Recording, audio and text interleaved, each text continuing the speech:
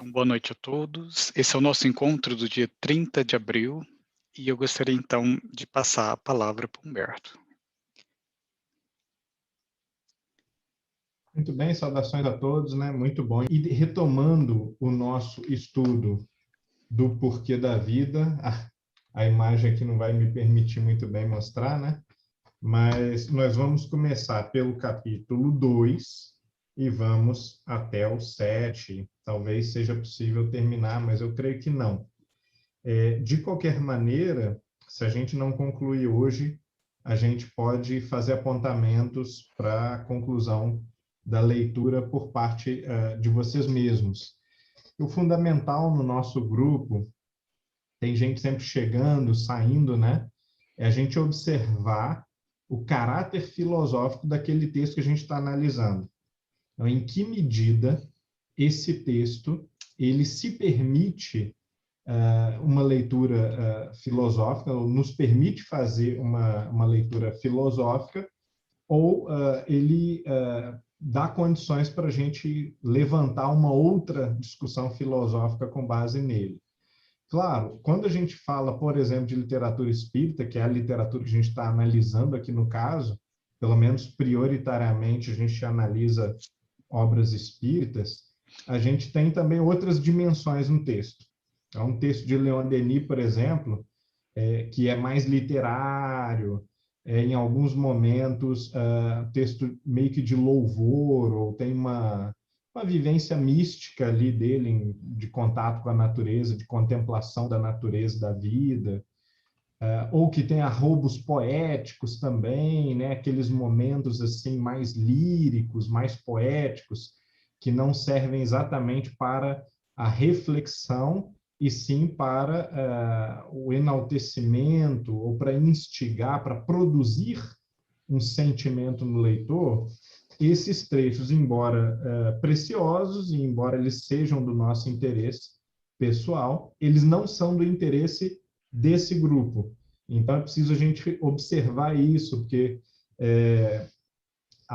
pode haver, ou há já, algumas pessoas que destacam o viés claro de leitura do grupo e uma certa negligência ou desconsideração por outros aspectos. Então, é fundamental a gente observar isso, que a desconsideração de algum aspecto não significa nunca que esse aspecto ele é desprezado, que ele possa ser desconsiderado dessas obras, mas simplesmente que esse aspecto não é do nosso interesse imediato por se tratar de uma análise especificamente filosófica.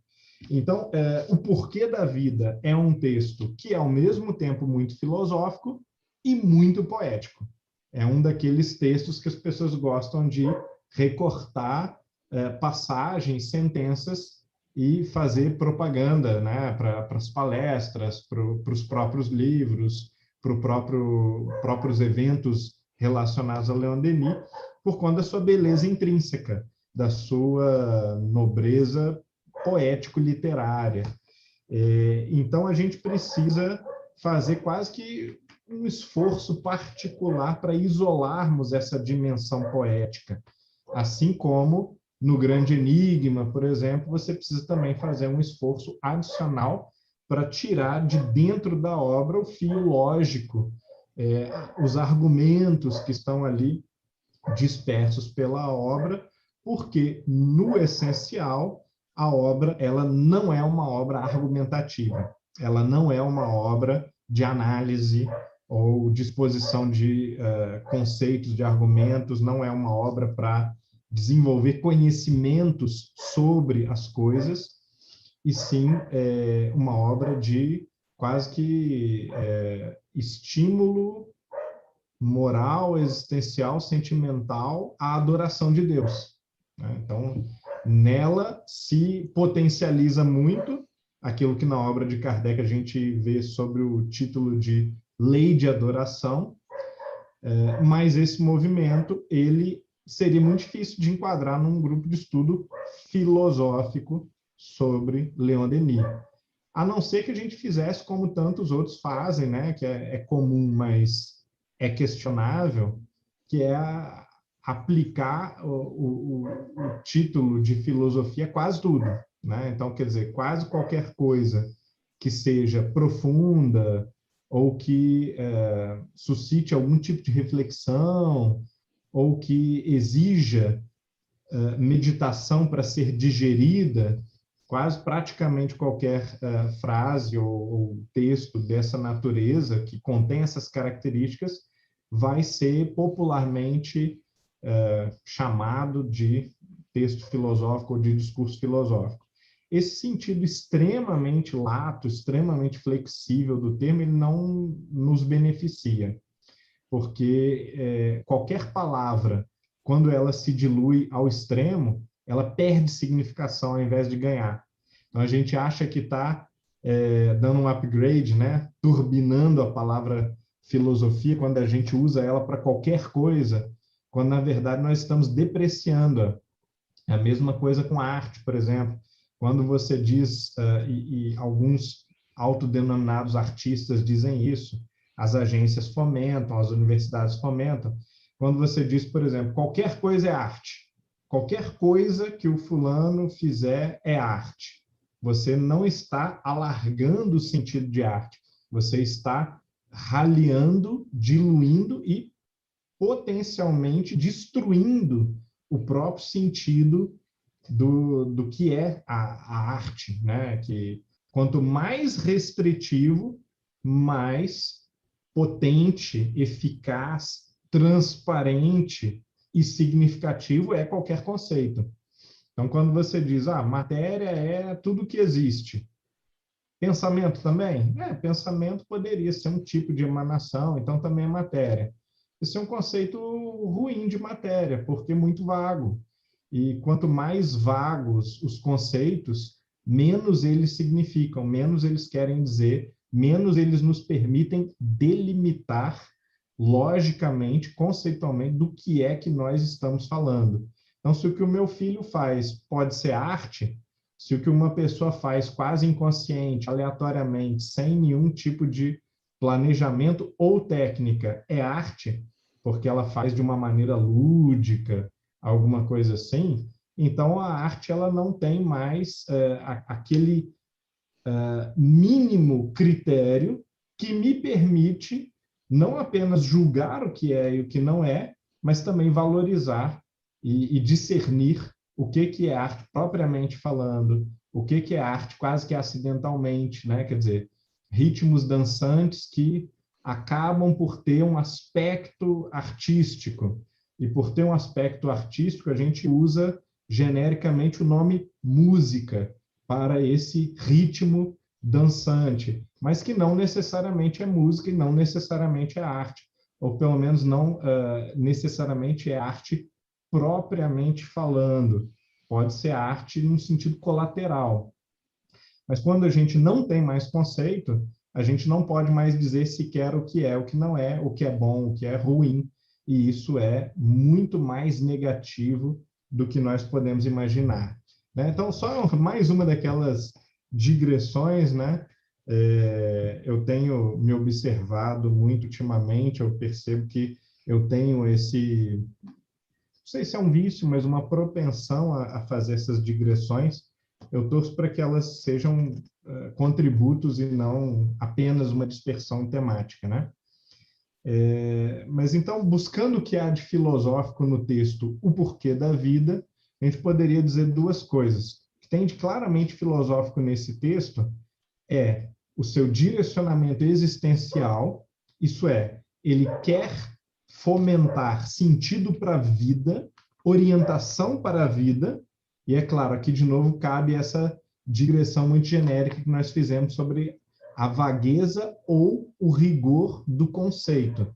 O conceito mais rigoroso do que é o sentido da vida, ele vai poder ser mais facilmente respondido quando a gente tiver essa indagação, e ele vai poder mais facilmente também ser orientado. E quanto mais vago for o teu conceito do que é o sentido da vida, mais vaga ou impossível será uma orientação para a boa vida. Né? Então, Leon Denis ele começa por ter um conceito extremamente claro do sentido existencial, do propósito da vida, e a partir desse conceito extremamente claro, ele vai dividir numa ordem lógica, esse é o segundo aspecto filosófico relevante da gente observar no livro, numa ordem lógica, ele vai dividir tematicamente aqueles elementos dentro da concepção filosófica espírita que nos encaminham para a resposta de qual é o porquê da vida, de qual é o sentido da vida, qual é o propósito da nossa existência, por que aqui estamos, por que aqui dessa maneira e por que eu, né?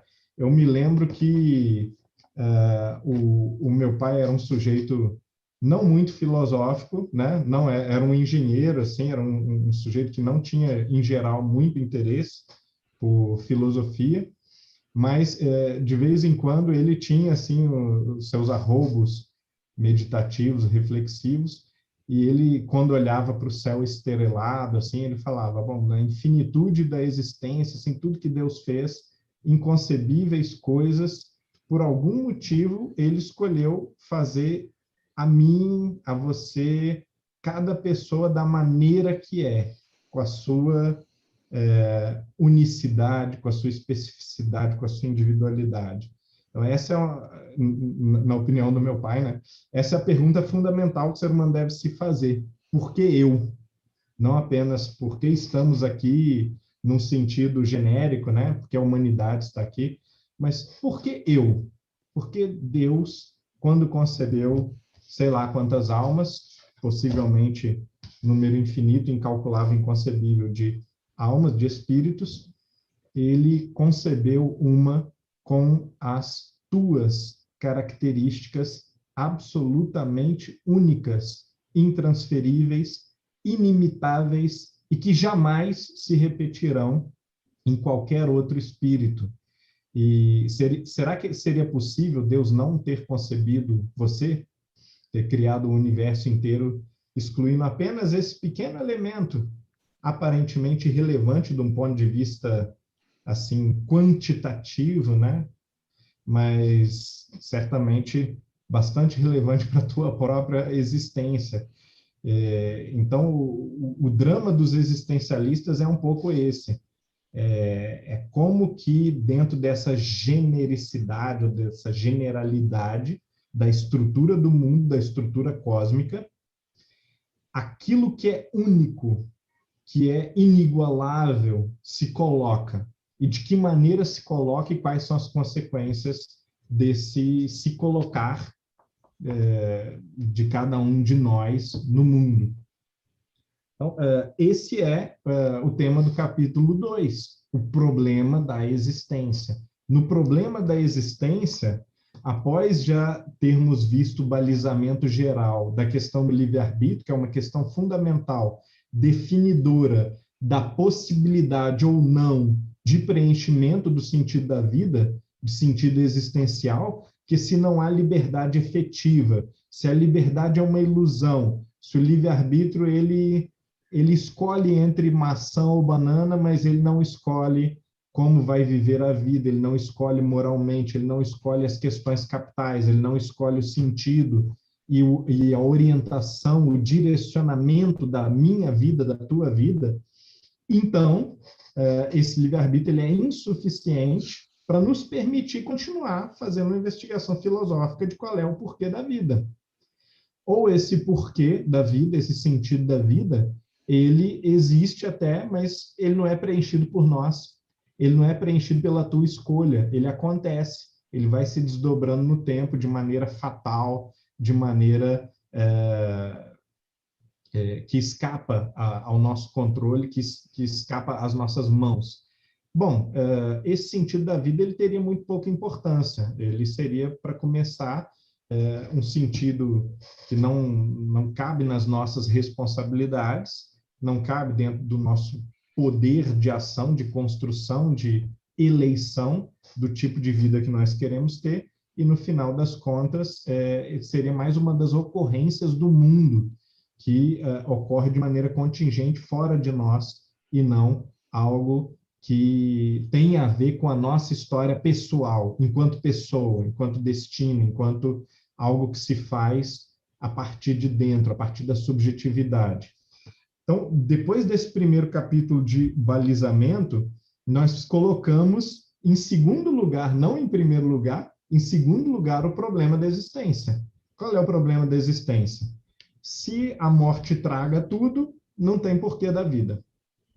Se o sujeito é materialista, isso também a gente viu perfeitamente no Livro dos Espíritos. Quando o Livro dos Espíritos, pela primeira vez, trata de materialismo, ele, na verdade, não está falando do sujeito que está pensando em átomos, que está pensando em como que o universo foi criado, mas no sujeito que tira as conclusões, tira as consequências morais e existenciais dessa concepção puramente materialista, tá, gente?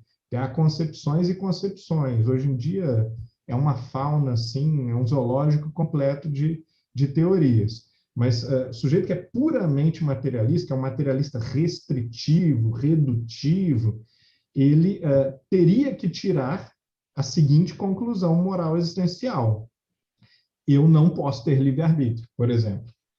Não há uma harmonia maior, como Leon Denis fala aqui, qual é o capítulo 4, né? Que é um capítulo com um título pouco alegórico, né? Esse capítulo 4 a gente notou claramente o quê? O título dele correto, ou o título mais explícito, seria Deus. É disso que está falando esse capítulo. Quando ele fala de a harmonia do universo, ele está, de certa maneira, pouco alegoricamente, enfatizando uma das consequências da concepção de Deus. Nisso a gente nota, né, nessas sutis transições, nesses sutis desvios temáticos, a gente nota que Leon Denis está filosofando. Ele está filosofando, porque ao invés de falar de Deus, como todo mundo fala, Deus é bom, Deus é justo, ao invés de ficar só nos atributos de Deus, ele extrai do capítulo que fala de Deus a conclusão existencial precisa que cabe na temática do livro, que é a questão da harmonia, a questão do pano de fundo contextual que permite que a vida possa ter sentido. Assim como a questão do livre-arbítrio, no capítulo 1, a harmonia, então, ela vai tratar dessa pré-condição cósmica para que a vida possa se preencher dentro do cosmos enquanto algo, uma ocorrência, um acontecimento com sentido. Bom, no espírito e matéria, por exemplo, do que é que se está falando? De que tende a haver, junto com o livre-arbítrio, junto com a harmonia cósmica, tende a haver uma separação clara entre qual é a parte do cosmos, qual é a parte da criação, do ser, das coisas, se a gente quiser dizer assim, né? Que pode ter preenchimento para a sua existência. Não pode ser a parte fatal, a parte acidental, não pode ser a parte que é regulada por leis mecânicas, por leis exteriores.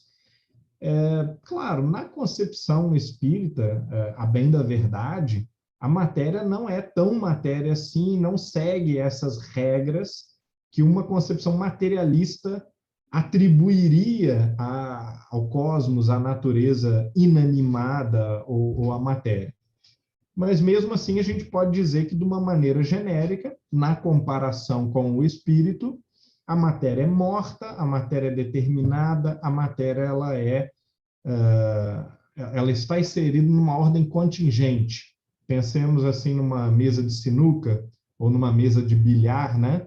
E a gente vai vendo as bolas batendo umas nas outras e a gente entende claramente que aquelas bolas elas não estão se movimentando por livre-arbítrio, né? Elas estão se movimentando na exata medida em que uma energia, uma força, uma quantidade ali de movimento foi transmitida, foi comunicada entre elas, aí sim, por um agente externo, que também não é o taco, que foi um outro objeto movimentado, não foi o braço, também foi um outro objeto movimentado, mas foi finalmente um espírito, algum agente que iniciou, através de um ato livre, a cadeia de causa e efeito. E às vezes você pode ter aí 50 movimentos que advém desse primeiro ato de liberdade. Só um exemplo muito óbvio, né, de como um ato de liberdade maior poderia ter gerado uma sequência inimaginável de efeitos mecânicos ou de efeitos por ação e reação, né, por causação mais de tipo mecânico ou simples, né, ou também não só mecânico, mas outros tipos de causação biológica, etc, etc, etc. Os filósofos, tanto antigos quanto modernos, eles concordam com o seguinte: quanto maior a inteligência, mais capaz um ser é de produzir mais com menos esforço. Então, por essa analogia, né, a gente vê que um sujeito que pilota uma escavadeira, um trator, ele consegue produzir mais trabalho, mais transformação num morro inteiro do que 50 outras pessoas com uma pá conseguiriam produzir. E quando a gente aumenta essa escala por analogia, a gente pode imaginar uma inteligência suprema causando uma quantidade absurda, inimaginável, infinita talvez, de efeitos a partir de princípios muito simples, né, como a lei da inércia, a lei da ação e reação, etc. e tal. Bom, na sequência, a gente vai ver temas espíritas clássicos, né, as ferramentas filosóficas através das quais a teoria espírita, de uma maneira muito tradicional para nós, já muito bem explorada para nós, ela aborda a questão dessa inserção do homem no mundo. Mas aqui é preciso observar sempre o seguinte: Leon Denis está tentando aprofundar uma discussão que, em outros momentos da obra kardeciana, ela aparece até conceitualmente esgotada, mas que nem sempre ela está reunida numa sequência lógica clara e didática para que o leitor consiga perceber claramente esse viés existencialista do pensamento kardeciano ou do pensamento espírita, da forma como a gente preferir falar, né? Então, quer dizer, as vidas sucessivas, elas vão resolver os problemas da obscuridade que nós temos em relação a uma proposta, uma ideia de sentido da vida na unicidade da existência. Enquanto que eu, olhando para uma vida de desgraças, de sofrimentos, de vícios, de tragédias, de maldade, eu posso ter dificuldade de enxergar o propósito naquela existência, naquela pessoa, naquela vida, dilatando a concepção, o sujeito consegue enxergar essa beleza do todo. Imaginem assim numa ópera ou numa sinfonia dessas mais longas, um momento que você acha mais chato. Hoje em dia, a gente não tem muito lugar para assistir ópera, né? E sinfonias, a gente assiste no YouTube, não é assim? Então, tem aqueles momentos que você está assim, poxa, nessa parte aqui eu vou pular para aquela parte que eu gosto. Que, é claro, é já um tipo de atestado da nossa própria pobreza cultural e da nossa falta de contato com os clássicos, né? Mas a gente faz esse tipo de coisa, até música popular, a gente pula uns pedaços, essa introdução aqui, o cara vai ficar tocando guitarra 3 minutos, eu vou pular para a parte que começa a cantar, não é assim que a gente faz? Bom, o nosso intelecto, ele tem esse vício de fazer isso meio que o tempo todo, e se a gente conseguisse vislumbrar a totalidade daquela obra, a organicidade daquela obra, esses trechos menos interessantes, eles pareceriam mais interessantes. Porque você pergunta para o músico se ele pula uma parte sei lá, de Parsifal, do Wagner. Tem essas partes que eu gosto, tem as partes que eu não gosto. Isso não vai acontecer muitas vezes, né? Com um sujeito que entende do que está acontecendo, que tem ali o libreto na mão, está acompanhando a história, ele sabe que todos os atos são fundamentais. todos os movimentos são fundamentais. Ele sabe que Wagner ou Beethoven ou quem for, né, fez aquele movimento segundo algum propósito.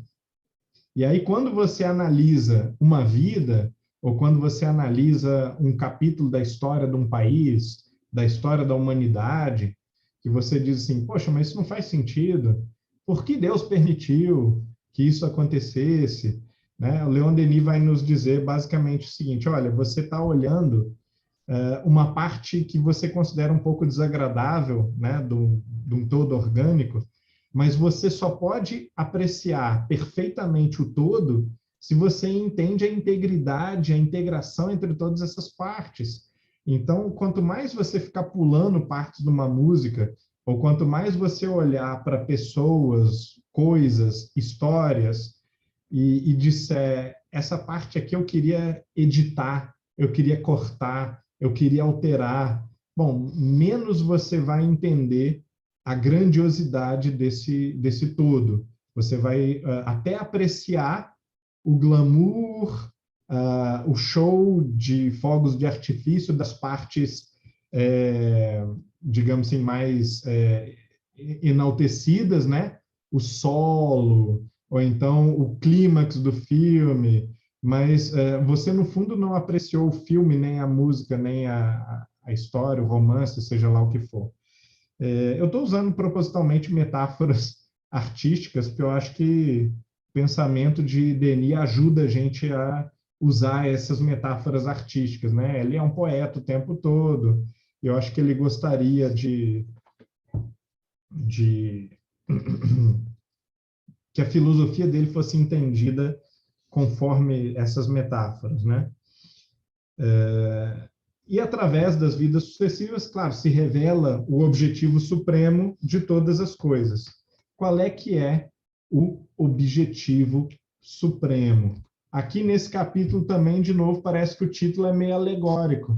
Assim como a harmonia fala de Deus, o objetivo do supremo, ele não nos dá mastigado qual é que é o resultado da cadeia evolutiva.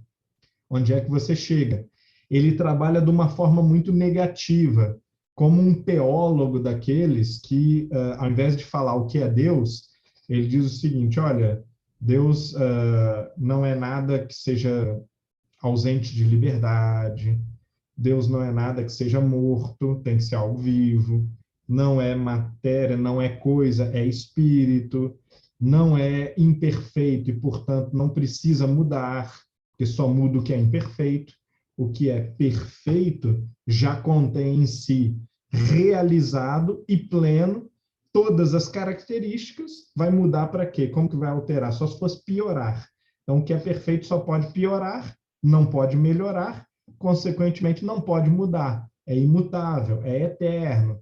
Então, o teólogo negativo, ele geralmente acha um jeito de falar de Deus não falando, né? Dizendo que é que Deus não pode ser. E aqui nesse capítulo, eu acho que, no geral, às vezes, Leon Denis é um teólogo, ou seja, enquanto teólogo, enquanto alguém faz discurso sobre Deus ou discurso sobre religião, ele usa muito essa técnica do discurso negativo, mas aqui, particularmente no Objetivo Supremo, ele vai falar basicamente da falta de sentido da vida temporal. Ele vai falar, olha essas estrelas, todos esses astros, daqui a bilhões de anos eles vão se apagar e vai restar você. Imagine você restando após o apagar das estrelas, do Sol, após o desfazimento da Terra, e você preocupando com uma coisa desagradável que você ouviu hoje. Que o fulano tomou o seu lugar numa função, numa tarefa dentro do centro espírita.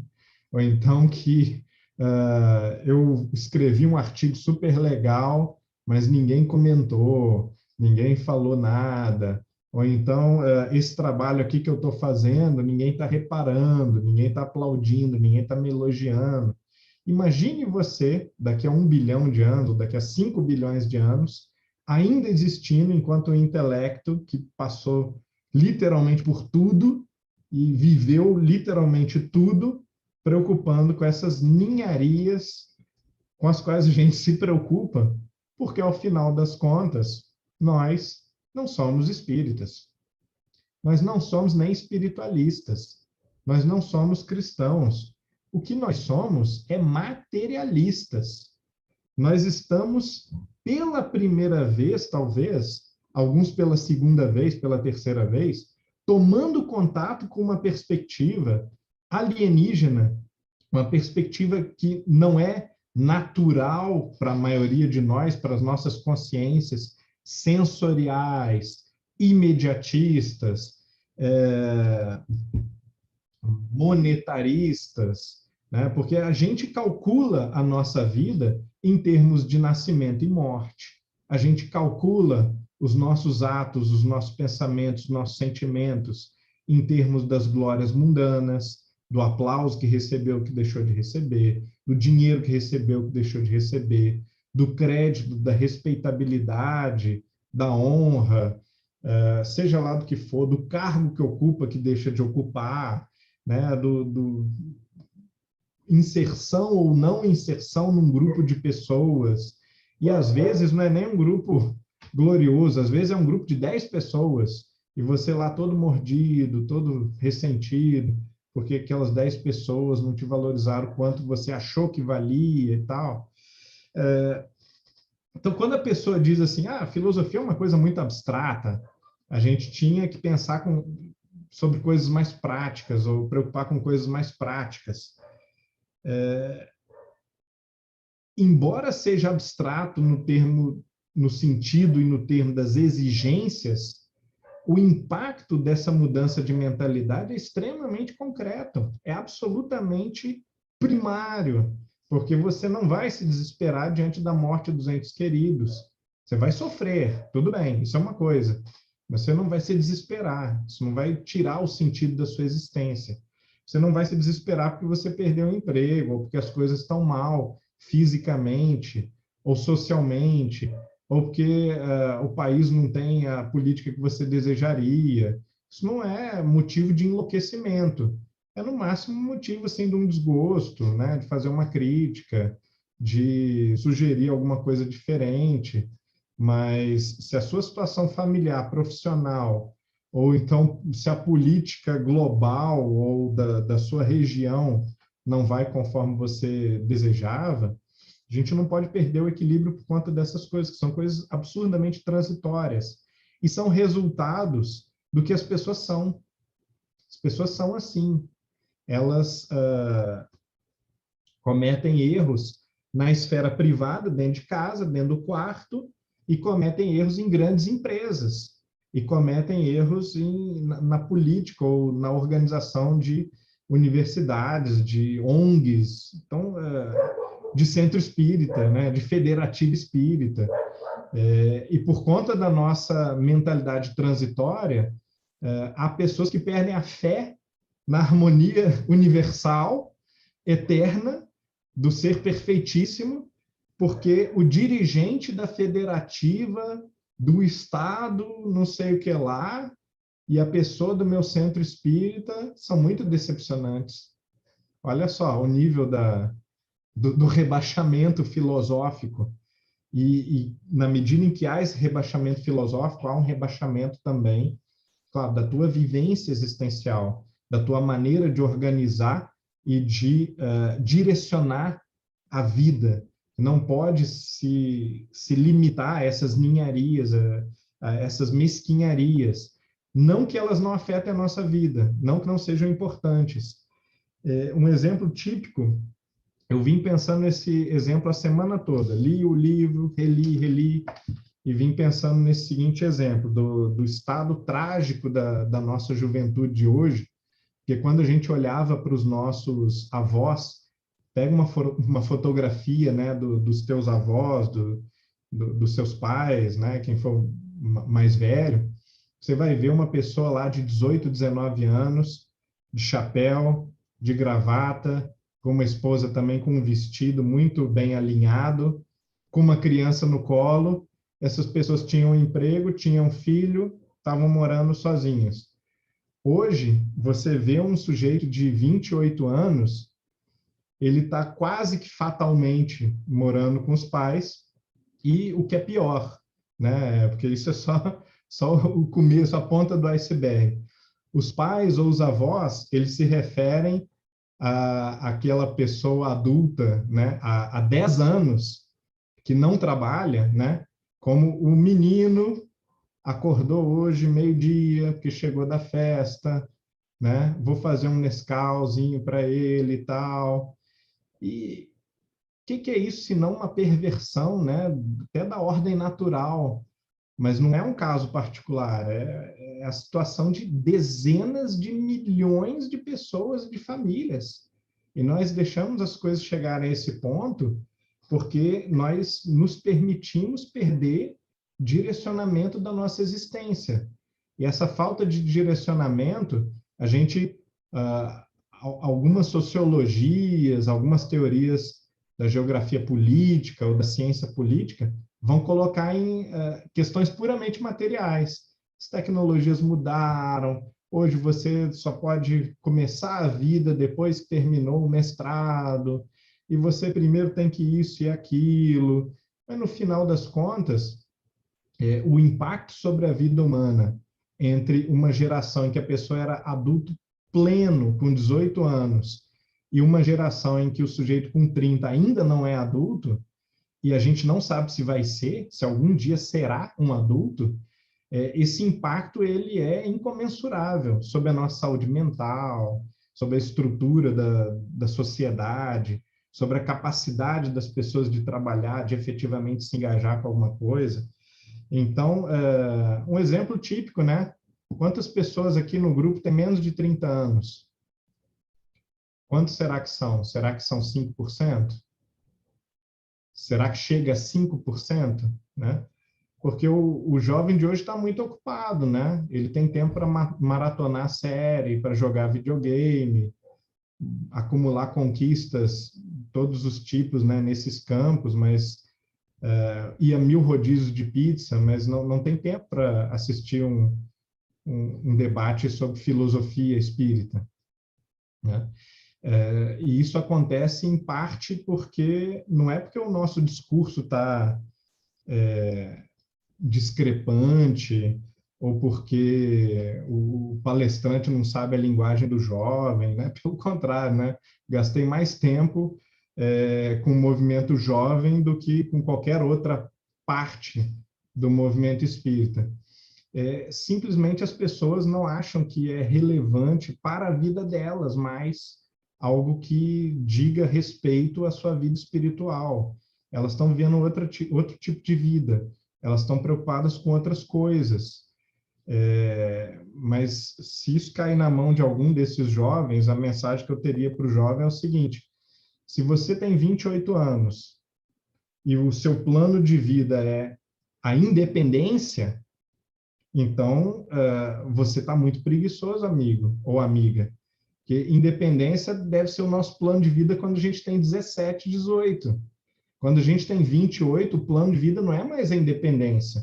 O plano de vida deveria ser você começar a ajudar os seus pais, começar a enviar o excedente, né, de recursos que você conseguir adquirir para ajudar a diminuir a situação dos seus pais. E se você ainda está pensando em qual faculdade fazer, o que vai fazer da vida, se vai arrumar um trabalho ou não, a situação ela é muito grave, porque o tempo está passando e o motivo para você ter vindo aqui, que não é turismo, não é passeio, ele está escorrendo com a areia da ampulheta. Essa motivação, ela se traduz em uma realização de algum tipo, que seja uma realização interior. Então, é fundamental na meditação existencial nós nos preocuparmos em relação a nós e também em relação às pessoas que conosco convivem, com que tipo de vida nós estamos levando, para onde essa vida está nos encaminhando. Porque se nós não temos um plano, a gente não vai chegar a lugar nenhum. Né? Aquele gato Cheshire da Alice no País das Maravilhas, Ele diz assim, né? A Alice pergunta, onde é que vai dar essa estrada aí? Aí o gato responde, mas para onde você está querendo ir? Não sei. Se você não sabe para onde você quer ir, tanto faz. Qual caminho? Vai para qualquer um. Né? E isso é a essência da meditação existencial, tá? É, mas muito bem, isso é o que eu vinha pensando na semana toda. Por outro lugar, hoje de manhã eu vi um grupo de estudo no Japão, né, o grupo Caritas, que eles leram uma passagem de André Luiz muito interessante. Nessa passagem, o André Luiz, se não me engano, agora não vou lembrar se era o André Luiz, se era um daqueles vários instrutores e tal, ele diz mais ou menos o seguinte: tudo na vida tem propósito. Então, coisas que você pode questionar ou que podem te incomodar, podem inclusive ter um propósito profundo e sublime por trás, né? Aquilo pode representar algo que o nosso entendimento não abarca atualmente. De modo que a gente não deve se revoltar por nada, deve aceitar tudo que acontece como aquilo que deveria acontecer. Esse pensamento ele precisa ser tomado com um certo cuidado, que ele não significa nem quietismo, ou seja, deixa para lá que as coisas vão se ajeitar, né? O livre-arbítrio ele é fundamental, a responsabilidade é fundamental, mas é claro que, por alguma perspectiva, essas transformações também elas significam coisas positivas, né? Houve ganhos, né? No fato de que hoje nós podemos nos divorciar se o nosso casamento for profundamente infeliz. Você não precisa manter aquela vida que a gente mantinha há 80 anos atrás por conta das aparências, do que a sociedade vai dizer, né? Então, você tem uma flexibilidade de montar a sua vida de diversas maneiras conforme os teus propósitos, coisa que há 80 anos atrás a gente não tinha. A questão é, você está usando essa flexibilidade para montar uma vida melhor do que a vida dos teus pais, dos seus avós, ou você está se acomodando e usando o conforto, o luxo, a liberdade que nós temos adicional na geração atual para não fazer nada, para desperdiçar, né, o seu tempo, né, para preencher o seu tempo apenas, ou matar o tempo, como diz a expressão popular, sem nenhuma realização. Então, essas são questões que a gente deve se colocar, né? O porquê da vida, enquanto livro existencial, ele fala sobre isso, sobre o desperdício da juventude. Ele começa falando sobre uma geração de jovens que joga a vida no lixo e sobre velhos que olham com uma certa inveja para eles e dizem, olha, eu queria ter essa força, eu queria ter essa juventude, queria ter essas oportunidades, né? Porque eu já não tenho mais tantas. E, por outro lado, ele nos dá uma, não vamos dizer assim, apologeticamente, que é uma solução infalível, mas nos dá uma solução boa, uma solução satisfatória para o problema.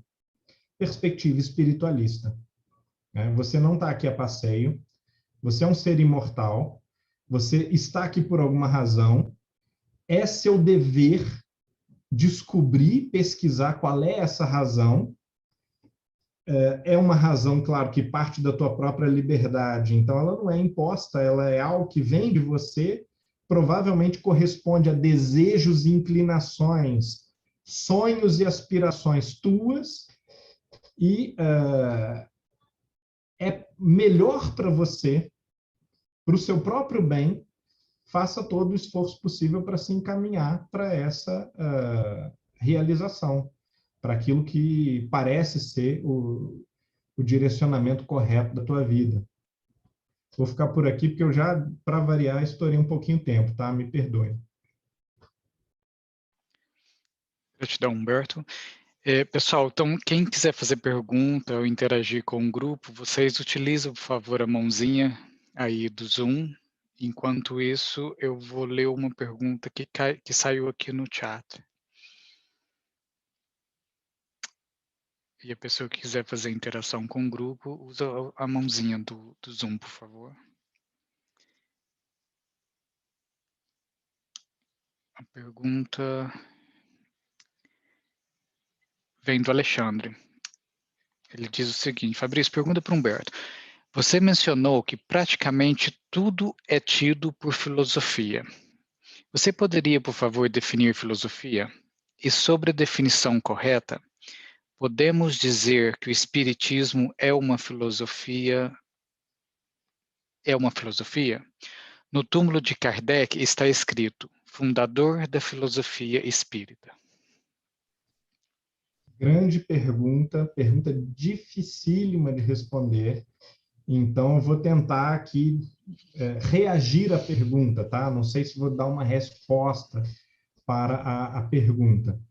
Aliás, quanto mais a gente puder fazer isso, melhor, né? Quer dizer, uma coisa é o que o livro diz, vamos fazer o estudo do livro, outra coisa é o que eu penso sobre o livro, outra coisa é o que é a verdade, né? Provavelmente, triangulando essas coisas, a gente chega mais perto da verdade. Mas a filosofia, ela difere das outras atividades humanas todas por ser a tarefa recursiva por excelência. O que isso quer dizer?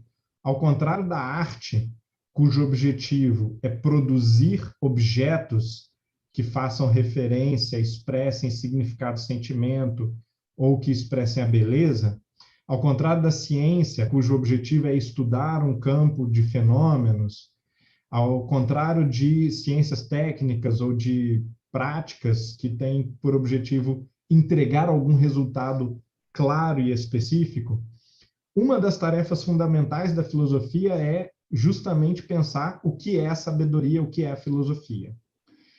Portanto, todas as concepções de filosofia, elas são muito móveis, mutáveis, até certo ponto relativas e dependentes ou temporais, tá?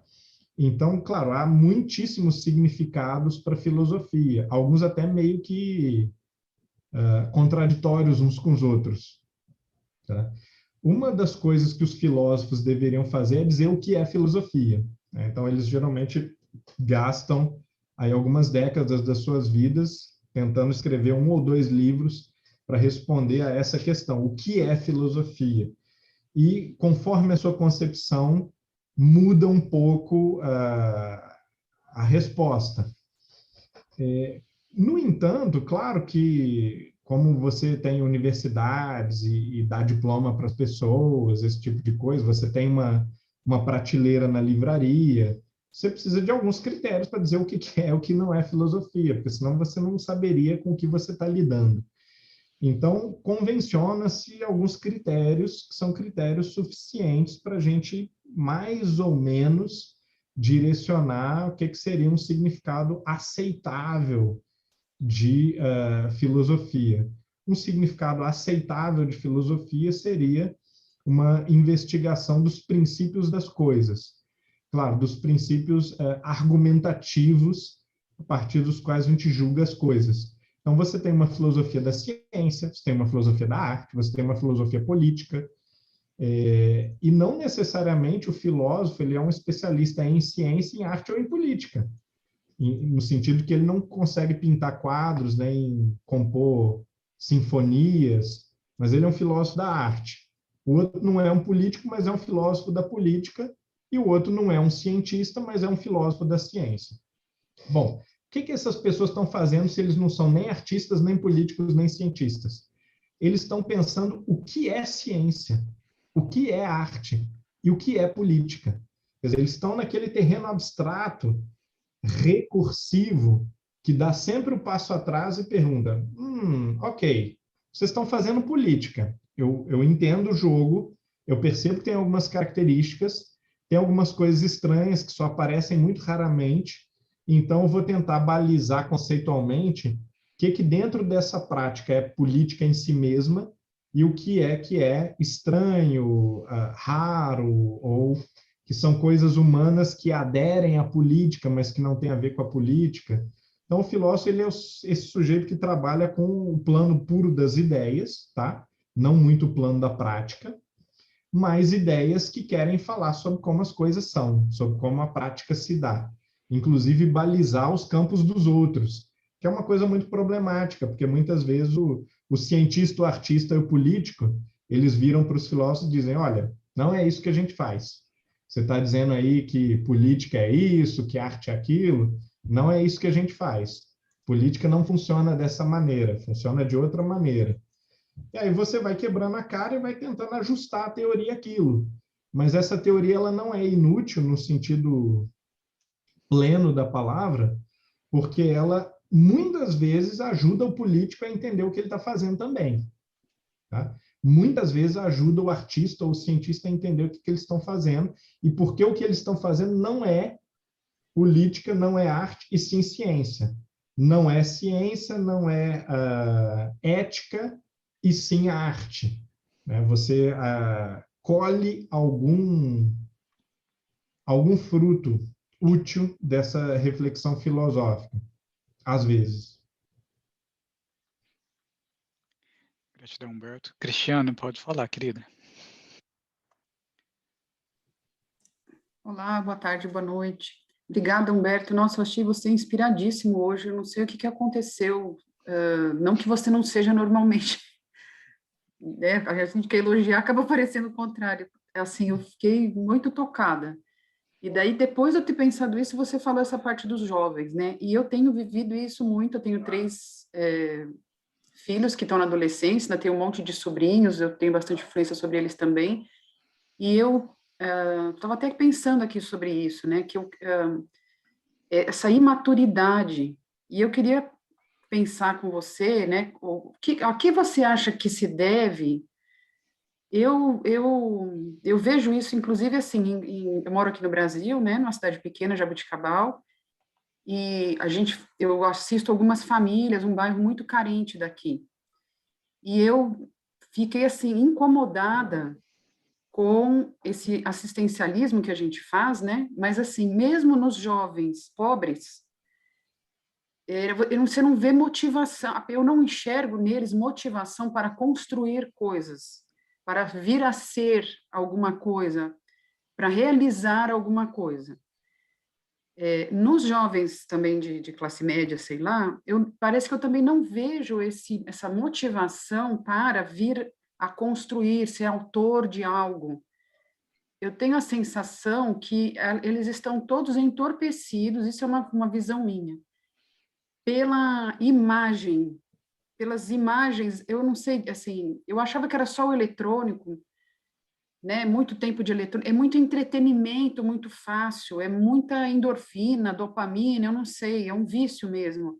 Ao mesmo tempo, me parece assim que basta você ter uma imagem boa. Então, mesmo o cara da periferia, ele não precisa construir uma coisa complexa, basta ele ter uma figura.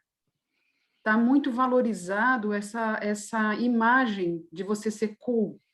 Então, você é um youtuber, um influencer, é simplesmente você tendo uma imagem e falando coisas, não é algo que você faz coletivamente, né, que você precisa aprender a tocar harpa, né, uma coisa mais complexa, ou interagir com muitas pessoas, mas eu queria até dar um dado, assim, mas que eu tenho pensado muito sobre isso. Meu marido é professor universitário, e da área de biológicas aqui no campus, assim, os casos de doença mental, de tentativa de suicídio entre os graduandos e o pessoal que faz residência, o pessoal que está fazendo pós-graduação, é tão alto e vem sendo tão alto antes da pandemia, que os próprios professores começaram a conversar sobre isso e resolveram que tinha que ser feito alguma coisa. O reitor da Unesp fez um concurso, contratou 2 psicólogas que estão contratadas aqui só para atender aluno. Isso nunca existiu no meu tempo, né, de graduação. E os casos são muitos, e aí na congregação foi conversado, e no fim meu marido foi escolhido, porque ele já tinha um grupo de fazer uma leitura, desculpa, eu estou falando muito tempo, né? É que, enfim, está sendo um dado, eu acho, assim.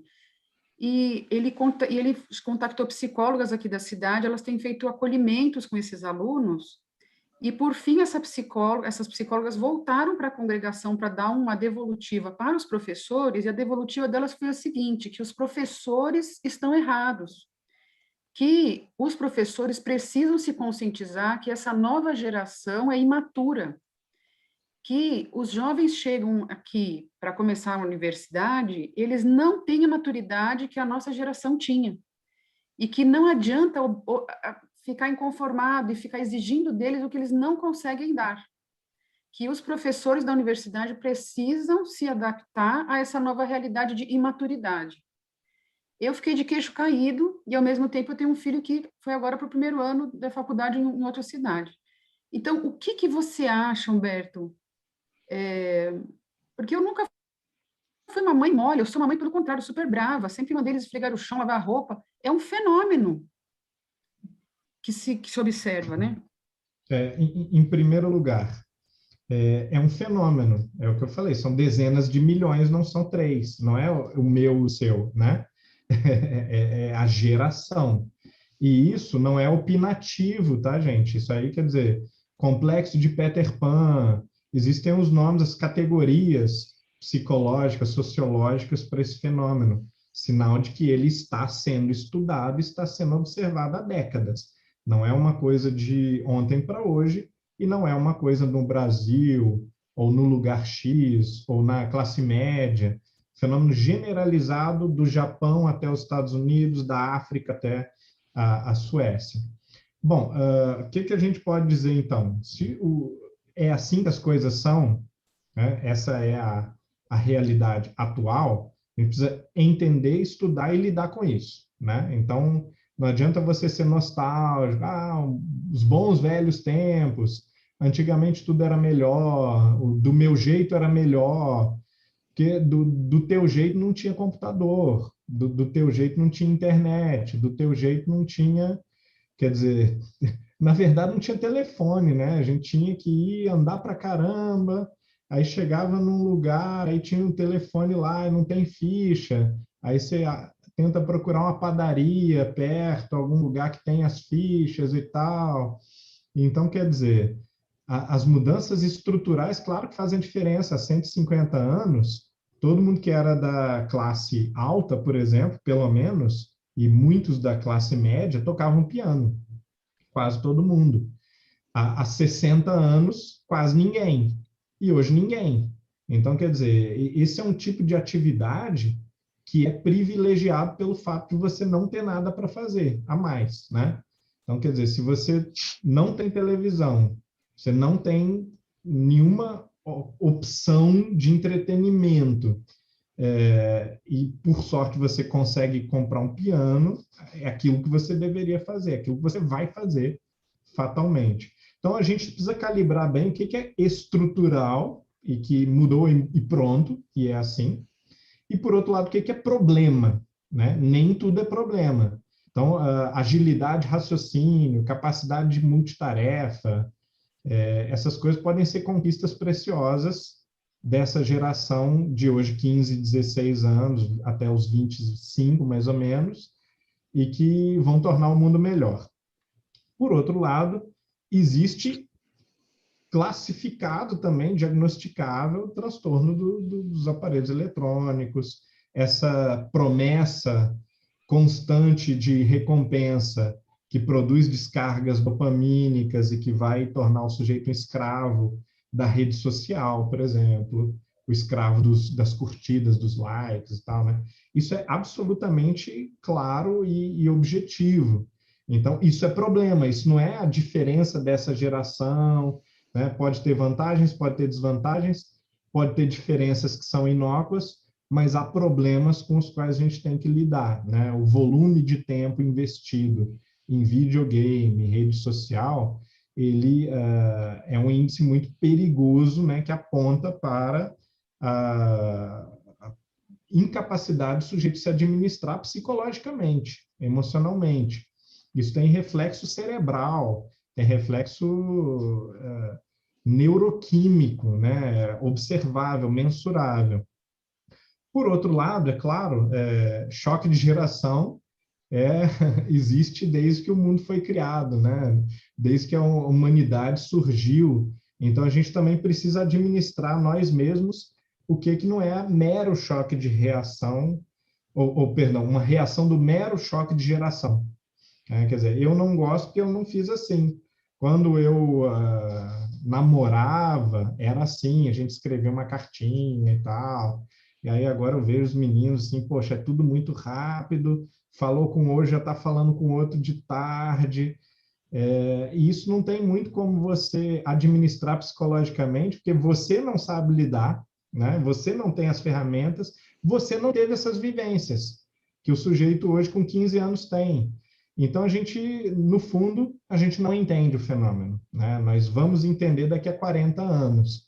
Assim como, por exemplo, hoje a gente tem um entendimento ótimo da Belle Époque, a gente tem um entendimento ótimo do romantismo, do mal do século, coisa que aquelas pessoas só sofriam. Né? Eles não entendiam nada do que estava acontecendo, eles suicidavam, eles contraíam sífilis, gonorreia, eles não sabiam administrar esse choque de geração enquanto estavam vivenciando.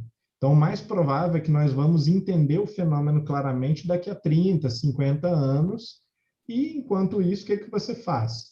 Bom, segue as recomendações de Jesus, segue as recomendações do Espiritismo, os princípios morais disponíveis, né? O bom senso, a sabedoria, o seu melhor critério, o seu melhor juízo, e trate a pessoa como um ser racional, né? Vire para o seu filho, para sua filha, assim como a gente fala às vezes com o pai e a mãe, às vezes a gente tem coragem também de falar, às vezes não tem, né? Mas da mesma maneira você às vezes não tem coragem de falar com o filho. Então a gente tem que assumir a nossa responsabilidade e virar e falar, olha, acho que isso que você está fazendo não está certo.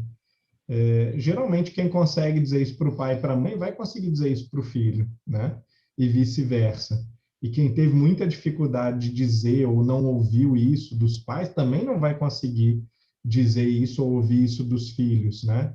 Mas na medida em que a gente conseguir ser honesto, a gente conseguir dizer, olha, temos um problema, tá? Eu não estou entendendo por que você está fazendo isso.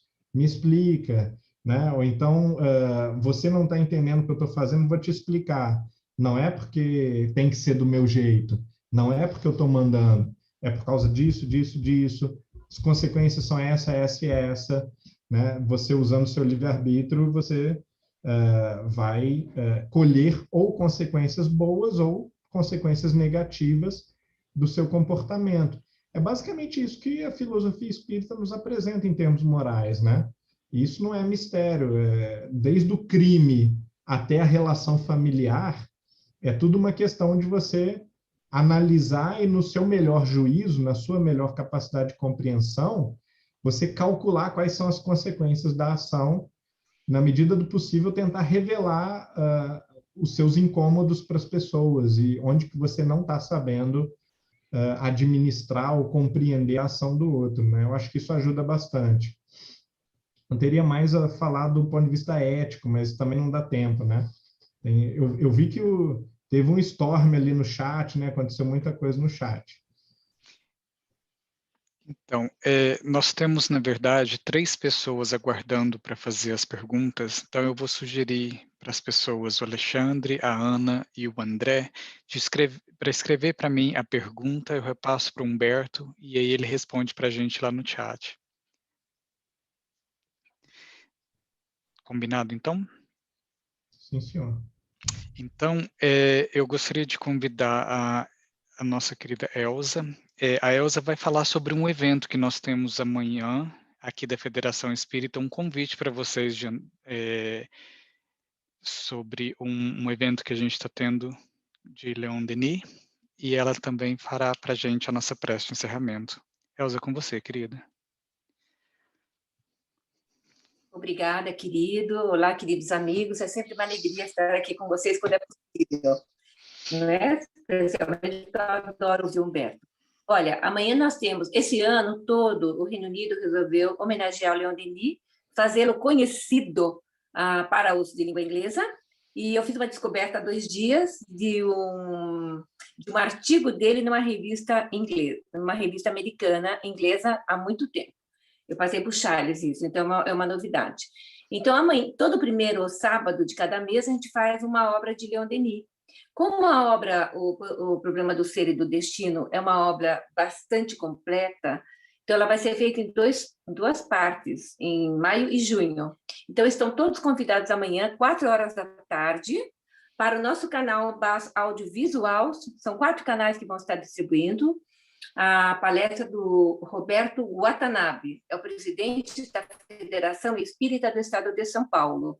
E, então, estão todos convidados amanhã para ouvir, assistir e continuar conosco, homenageando Leon Denis, tá bom? Eu agradeço, então, é isso. Então, agora eu peço a todos para nos acompanhar, assim, nesse momento tão gostoso, que já foi bem aberto com essa explanação filosófica, né, do porquê da vida, e a gente possa, então, se conectar com os filósofos espirituais que trazem a inspiração para os corações generosos e abertos às estrelas, para ouvir o que o vento traz, vindo do sussurro do Pai Maior, ao nosso coração. E diz tanta coisa, é só termos ouvido de ouvir. E entenderemos a beleza da vida, o porquê estamos aqui, porque agora, porque este momento, porque todos esses acontecimentos, e tem a razão de ser. Abençoados amigos espirituais, que nos inspiram no dia a dia, a ver a beleza do nosso passo, do compasso do coração, a ver a árvore, o cachorro que late, o vizinho que acorda, vai na varanda, e aquele sorriso do sol para todos nós. Assim estamos, assim, enaltecidos de amor, abençoados de luz, fortalecidos de paz. E vamos aproveitar a nossa semana para meditarmos na nossa vida, o porquê aqui e agora, e o porquê nossos olhos têm que estar ao redor, olhando a todos os cantos, vendo os invisíveis e agradecendo a Deus a nossa vida. Assim, em nome de Jesus, dos amados espíritos que acompanham os estudos, especialmente Leon Denis, Conan Doyle, que estão tão atentos ao trabalho em língua inglesa, nós pedimos ao Senhor da vida a permissão para terminarmos o encontro da noite de hoje, que os nossos corações estejam plenos de paz e de alegria. Gratidão, Senhor, que assim seja. Gratidão. Então, pessoal, então, boa noite. Eu vou mandar o leaflet do evento que a Elza comunicou para vocês, e já tem pessoas perguntando aqui, eu vou mandar lá no grupo para vocês, a informação do site, tudo onde vai ser transmitido, e também fico aguardando a pergunta do Alexandre, da Ana e do André, tá bom? E vejo vocês aqui daqui a 15 dias. Um abraço a todos e tenham uma boa noite. Boa noite a todos. Boa noite. Tem os 3 eventos de maio, tá?